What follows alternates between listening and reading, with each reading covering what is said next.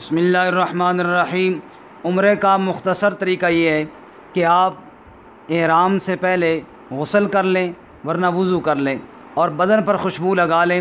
خوشبو لگانے کے بعد بہتر ہے 2 رکعت نماز پڑھ لیں۔ پہلی رکعت میں سورہ کافرون اور دوسری میں سورہ اخلاص پڑھیں۔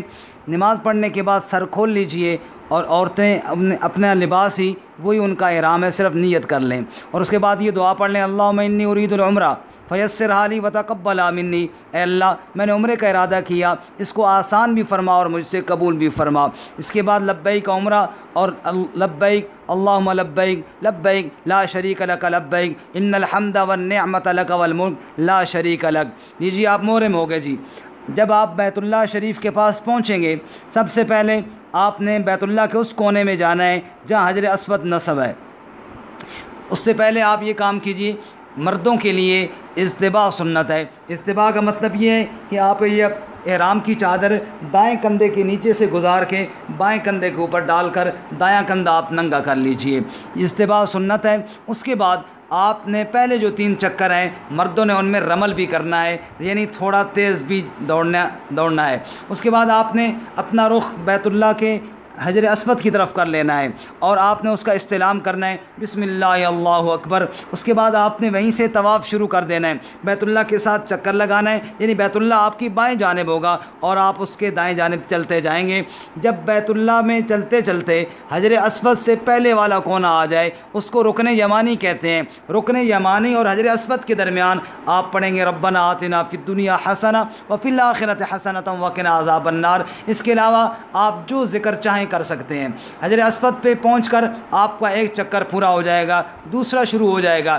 یوں آپ نے 7 چکر شروع بھی حجر اسود سے کرنے ہیں اور مکمل بھی حجر اسود پر ہوں گے۔ جب آپ کے 7 چکر پورے ہو جائیں آپ ملتزم پہ آ جائیں۔ ملتزم کہتے ہیں حجر اسود اور بیت اللہ کے درمیان، دروازے کے درمیان والی جگہ کو۔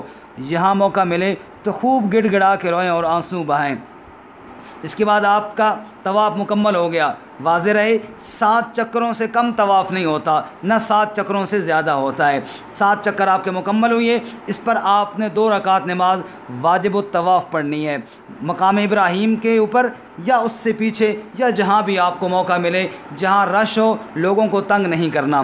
اس کے بعد زمزم پی لیجئے اور صفا مروہ کی طرف چلے جائیں۔ سب سے پہلے آپ صفا پہ جائیں گے، رخ آپ بیت اللہ کی طرف کیجئے اور ابتدا وہاں سے کیجئے جہاں سے اللہ نے کی۔ اللہ نے کہا ان الصفا والمروہ، قرآن میں پہلے صفا کا ذکر ہے، آپ پہلے صفا پہ جائیے، بیت اللہ کی طرف رخ کر کے دعا کر کے بسم اللہ کر کے چکر شروع کر دیجئے، دوران چکر، یعنی صفا سے مروہ کی طرف جائیے۔ جب میلین احزرین پہ جائیں گے جہاں 2 گرین سبز لائٹیں لگی ہیں وہاں مرد حضرات تھوڑا تیز چلیں، عورتیں اپنی نارمل رفتار سے ہی چلتی جائیں اور یہ چکر جا کے آپ کا مروہ پہ پورا ہو جائے گا۔ پھر وہاں سے واپس صفا پہ آئیں تو یہ دوسرا چکر شروع ہو جائے گا، پھر صفا سے مروہ پہ تیسرا، پھر مروہ سے صفا پہ چوتھا، جو آپ نے 7 چکر پورے کرنے ہیں۔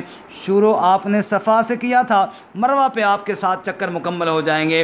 اس کے بعد ایک کام آپ کا رہ گیا ہے، وہ ہے حلق یا قصر۔ حلق افضل ہے اور عورتوں کے لیے تو قصر ہی ہے، مردوں کے لیے حلق افضل ہے، یعنی پورے سر پہ اس طرح پھیر دیجئے، یا اگر پورے سر پہ آپ اس طرح نہ پھیرنا چاہیں، قصر کروانا چاہیں، یا عورتیں میری بہنیں وہ بھی اس طرح کریں کہ سارے بال جمع کر کے ایک جگہ پہ جوڑی بنا کے ایسی ترتیب سے کاٹیں کہ ہر بال کا سرا کٹ جائے۔ لیجئے آپ کا عمرہ مکمل ہو گیا اور آپ اب احرام کھول سکتے ہیں اور اپنے کپڑے پہن لیجئے۔ اللہ تعالیٰ آپ کا عمرہ قبول فرمائے۔ وآخر